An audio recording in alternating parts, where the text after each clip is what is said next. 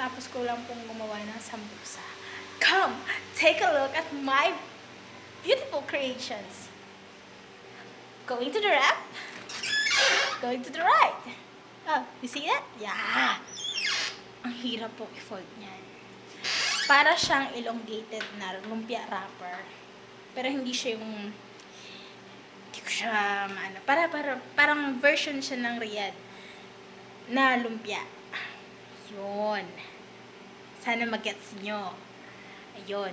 Tapos, i-fold mo siya ng pa-triangle. Ganda ng kutis ko. Daming dots. Pa-triangle. Tapos, i-insert mo siya. As in, para kang gumawa ng sobre.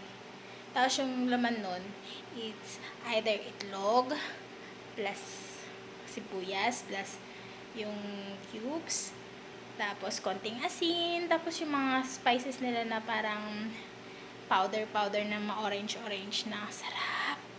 Kasi it's either magiging maasim-asim, na manamis-namis, na lahat nandun na yung variation. Tapos ma-appreciate mo yung lasa ng sibuyas pag sobrang galing mo siyang niluto. Tapos, ayun, i-fold mo siya ng pa-triangle. Symmetrical. Tapos, yun, i-fold hanggang sa insert mo yung dulo. At yun, ang pinaka-challenge doon, wag mong mapupunit habang fino-fold mo yung parang lumpia wrapper. Kasi, pag napunit mo siya, for sure, ubos na ang lumpia wrapper. Ang dami mo pang feeling. Pero ang secret doon, eto ang secret doon eh. Kainin mo yung kalahati. Diba? Kasi sigurado ako, pag isang kaldero, nakain mo yung kalahati sa sobrang sarap. Nag-enjoy ka na sa ginawa mo, busog ka na sa ginawa mo, tapos ka pa sa ginawa mo. Tapos makikita ng boss mo, oh, Fee had a wrapper.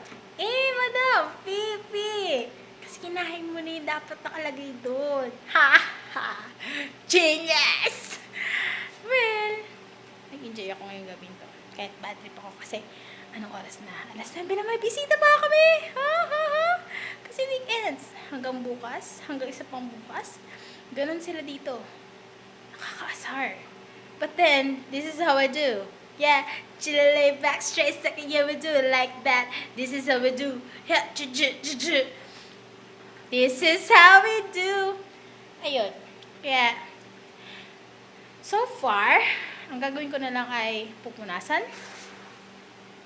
There, ang mga hinugasan ko at maghuhiwa ng gigantic onions na singlaki ng guapol ng Pilipinas. Kung hindi ho kayo familiar sa guapol, yung guava na parang apple, pero malaki. Yeah. At ganito siya kalaki. Let me introduce you to the biggest sibuyas I've ever seen in my entire existence. Wait. Sibuyas. No, sibuyas. Yan, sibuyas. At yan lang po, nagtatapos. And this is Rhea. Sana